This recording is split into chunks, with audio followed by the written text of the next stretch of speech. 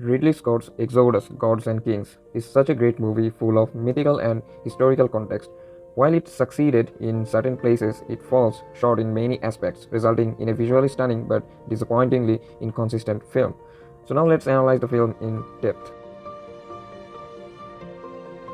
Scott's choices. Let's address the elephant in the room, the whitewashing of the main cast. This falls in line with Hollywood's typical racist view and their perspective about different cultures, wanting to reshape ancient stories through a Western lens, often at the expense of authenticity and representation.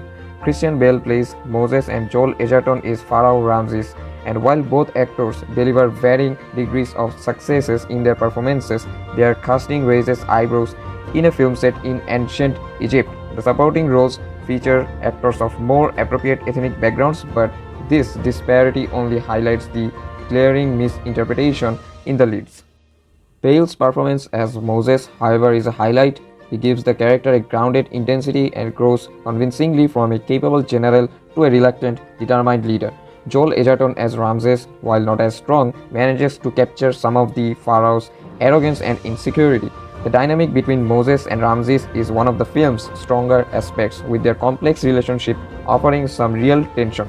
Unfortunately, the story keeps them apart for much of the runtime, which limits how much the film can capitalize on their rivalry. Instead, the story wastes far too much of its runtime on Moses' family that he cultivated during his exile, while ignoring the more important parts of the story. As for God, the choice to portray him as a childlike British boy is certainly memorable but not entirely successful. The execution seems more strange than significant considering the film's intent of portraying divine innocence, which doesn't work because of the later events such as the plagues. God comes portrayed as petty rather than divine or awe-inspiring, which lessens the significance of Moses' divine mission. Three different sources, only one chosen.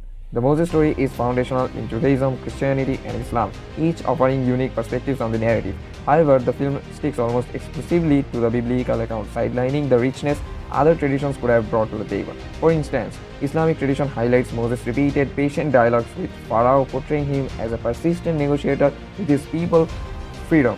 Jewish interpretations often delve deeper into Moses' internal struggles with his dual identity as both an Egyptian royal and a Hebrew. By limiting itself to just one perspective, the film misses the opportunity to present Moses as a truly multifaceted character.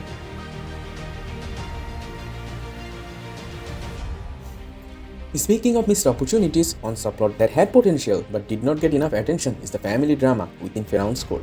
Seti, played by John Turturro, clearly favors Moses over his son Ramses as a leader. There even a promise that whoever saves the other in battle will inherit the throne, a promise Moses fulfills by saving Ramses' life. Yet, when the time comes, Seti crowns his son, leaving Moses as an outsider. This dynamic sets the stage for jealousy and rivalry, but the film doesn't explore it enough. Ramses' feelings of inadequacy and Moses' sense of betrayal could have added layers to their relationship, but these themes are only hinted at rather than fully developed. Also, when Moses learns of his Hebrew heritage, the revelation is powerful but rushed. Ramses' reaction to banishing Moses immediately highlights the racism and rigid hierarchies of Egyptian society, but the film doesn't linger on Moses' internal struggle. How does he balance the hardship of his people with his own privileged upbringing? How does he earn their trust after living as one of their oppressors? This question remains unanswered, leaving a gap in Moses' character arc. Let's now turn to one of the standout elements of the film, both visually and emotionally, the plagues. From the rivers turning to blood to swarms of locusts and frogs overrunning the land, each plague is depicted with visceral intensity that captures the devastation they brought. Those moments aren't just CGI spectacles, they efficiently convey the growing desperation of the Egyptian people and the escalating stakes of Moses' mission. The final plague, the death of Egypt's firstborn, including Ramses' own child, is especially powerful. This is the moment when the film truly grapples with the cruelty and moral complexity of its story.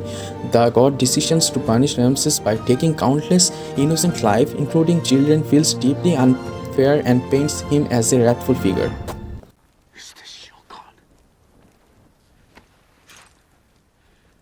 Killer of children! What kind of fanatics worship such a god?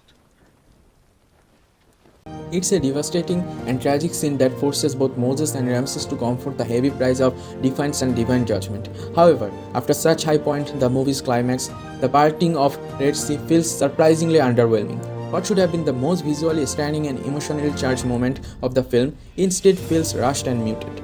The grandeur and awe of the event are missing, making it a disappointing conclusion to an otherwise impactful sequence of disasters. Exodus, Gods and Kings is a visually stunning film with some great moments, especially the plagues and the scene between Moses and Ramses. Christian Bale does a great job as Moses, and the rivalry with Ramses stand out when they are on the screen together. However, the movie has issues like its whitewash cast, weak character development, and the strange choice to show God as a child. While it gets the epic feel right, it lacks emotional depth, making it more of a flashy historical drama than a meaningful retelling. It's interesting, but flat and far from the best Moses story.